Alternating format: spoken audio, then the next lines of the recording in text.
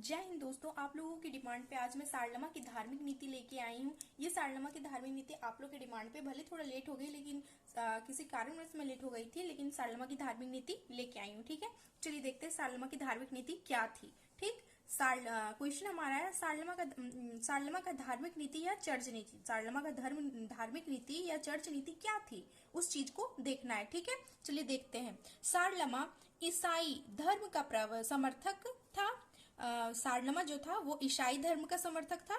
किसका समर्थक था? ईसाई धर्म का। ठीक है, वो ईसाई धर्म का समर्थक था। सारलमा के विचारों एवं नीतियों पर अगस्टीन की पुस्तक है सिटी ऑफ गॉड। अगस्टीन की पुस्तक का नाम क्या है? City of God. City of God. ये पुस्तक अगस्तीन की है। इस पुस्तक का व्यापक प्रभाव सारलमा पर पड़ा। ठीक, ये जो सारलमा है उसका प्रभाव इस पुस्तक से बहुत ज्यादा वो प्रभावित रहता है, बहुत ज्यादा प्रभावित रहता है। ठीक, उसमें जो भी धर्म के प्रति लिखा रहता है इस ईसाई धर्म के बारे में, उस चीज से वो बहुत ज्यादा प्रभावित होता है। ठीक है,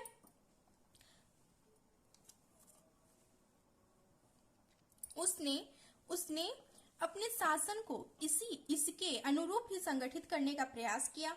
जो भी अगस्टीन की पुस्तक थी सिटी ऑफ गॉड, उसी के अनुसार वो अपने शासन को भी संगठित करने का प्रयास करता है। ठीक है, उसी के अनुसार अपने शासन को बनाता है। जिस चीजों से वो प्रभावित हुआ उसी चीजों को वो अपने शासन में लाना चाहता है। ठीक है, आप तो ये पढ़ ही चुके हैं ना कि सारलमा का राज्याभिषेक कैसे होता है, कि हम फर्स्ट वीडियो में बता चुके हैं। ये उसका दूसरा वीडियो, इसमें उसकी धार्मिक नीति को बता रहे हैं। ठीक है, अगर आपको उसका राज्याभिषेक कैसे हुआ उस चीज को देखना है तो आप फर्स्ट वीडियो देख सकते हैं। ठीक है, वह एक धर्मतंत्र स्थापित करना चाहता था। जो सारलमा था वो एक धर्मतंत्र स्थापित करना चाहता था। वह स्वयं को ईश्वर प्रदत्त सम्राट मानता था।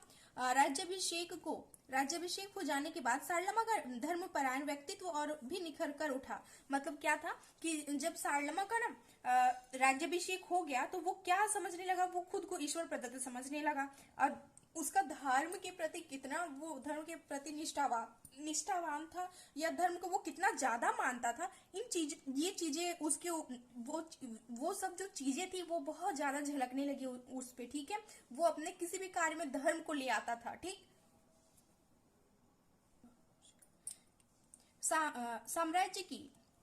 साम्राज्य की राजनीतिक एकता के लिए वह धार्मिक एकता को आवश्यक समझता था। मतलब साम्राज्य में जो राजनीतिक एकता थी, मतलब साम्राज्य में राजनीतिक एकता के लिए धार्मिक एकता बहुत ही जरूरी है। ठीक है, मतलब जब धर्म एक हो तभी राजनीतिक एकता हो सकती है। ठीक है, इसी उद्देश्य से उसने ईसाई धर्म का व्यापक प्रचार प्रसार किया। इसी उद्देश्य से उसने क्या किया था कि ईसाई धर्म का बहुत ज्यादा प्रचार प्रसार किया, ताकि जो राजनीतिक है वो अच्छे से हो सके। ठीक है, राजनीतिक एकता बनी रह सके। आधार्मिकता पर प्रतिबंध लगा दिए गए और सारे विभेद समाप्त कर दिए गए। सारलमा ने चर्च में सुधार लाकर ईसाई धर्म की पवित्रता को बनाए रखने का प्रयास किया। इससे अधिकांश लोग ईसाई धर्म को मान ले। ठीक है, इससे मतलब जो अधिकांश लोग थे वो ईसाई धर्म को मानने लगेंगे। सारलमा जो था वो चर्च में सुधार लाकर ईसाई धर्म की पवित्रता को बनाए रखने का प्रयास करता है। ठीक, जिससे अधिकांश लोग जो थे वो ईसाई धर्म को माने। वो चाहता था कि अधिक से अधिक लोग ईसाई धर्म को माने, और वो ईसाई धर्म में परिवर्तित भी लोगों को कर रहा था। ठीक है, उसके बाद क्या है कि वो सारलमा की मान्यता थी कि ईसाई जगत का शासक केवल राजा एवं चर्च अथवा पादरी वर्ग के सहयोग से ही चल सकता है। मतलब सारलमा की मान्यता थी कि ईसाई जगत का जो शासन है, जो भी ईसाई जगत में शासन होगा वो कैसे चल सकता है कि राजा मतलब सारलमा, चर्च और पादरी, जो चर्च में पादरी है उसका, इन तीनों के सहयोग से ही चल सकता है। ठीक है, अतः उसने चर्च और पादरियों के प्रति मैत्रीपूर्ण उदार नीति का पालन किया। इसे और वो क्या करता है कि चर्च के प्रति मैत्रीपूर्ण एवं उदार नीति का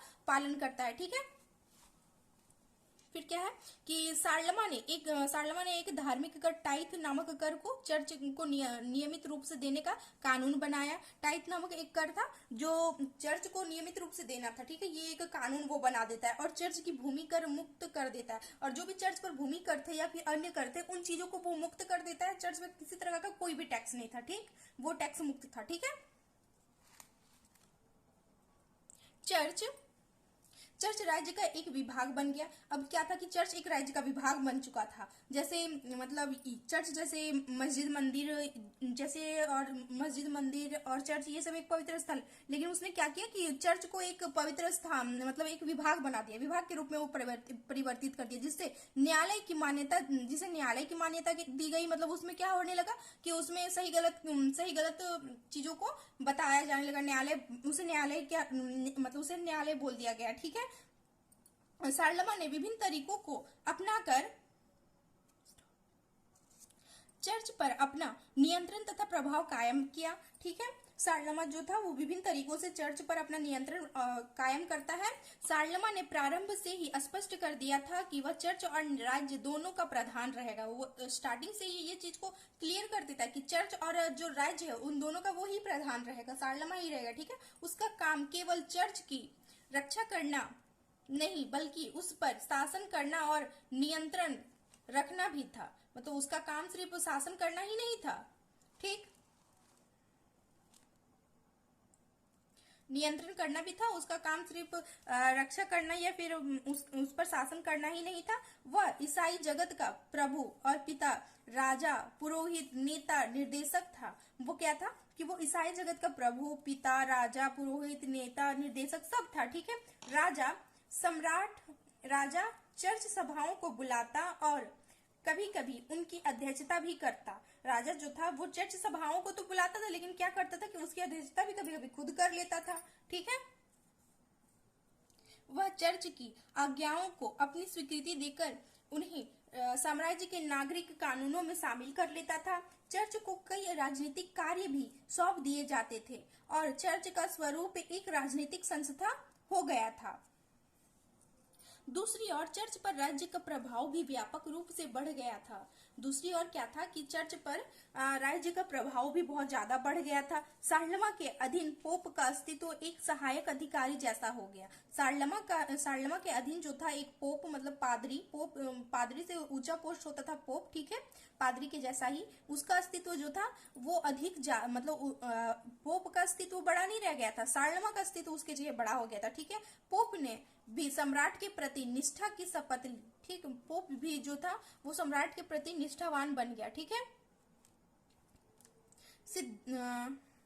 सिद्धांत एवं व्यवहार दोनों ही दृष्टि से सारलमा साम्राज्य पोपतंत्र तथा चर्च का प्रधान बना रहा। उसने चर्च के प्रशासन को सुदृढ़ किया तथा चर्च की संपत्ति पर राज्य का नियंत्रण कायम किया। धर्म सभाओं की अध्यक्षता के साथ ही साथ उसने चर्च को संरक्षण प्रदान किया। बदले में चर्च ने उसे भरपूर सहयोग दिया, ठीक, चर्च ने भी उसे भरपूर से सहयोग दिया। मतलब वो जितना ज्यादा चर्च के प्रति निष्ठावान बना, जो सारलमा था चर्च के प्रति जितना ज्यादा कार्य किया उससे उतना ज्यादा वहां के जो पोप पादरी थे वो उसका सहयोग करने लगे, ठीक है।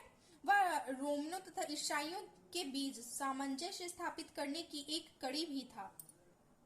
सारलमा शिष्टाचार, संपत्ति, शिक्षा, धार्मिक दंड, रीति रिवाज, भूमि संगठन आदि से संबंधित विषयों पर कानून बनाने लगा। इतना ही नहीं, पोप के धार्मिक सिद्धांतों तथा प्रश्नों पर भी हस्तक्षेप करना शुरू कर दिया।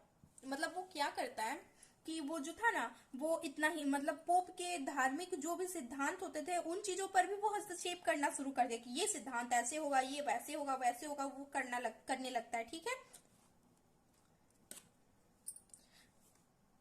और इस प्रकार सारलमा ने पूरे रोमन साम्राज्य पर अपना धार्मिक नीति का संचालन कर उसे एक सुदृढ़ एवं संपन्न राज्य बनाया।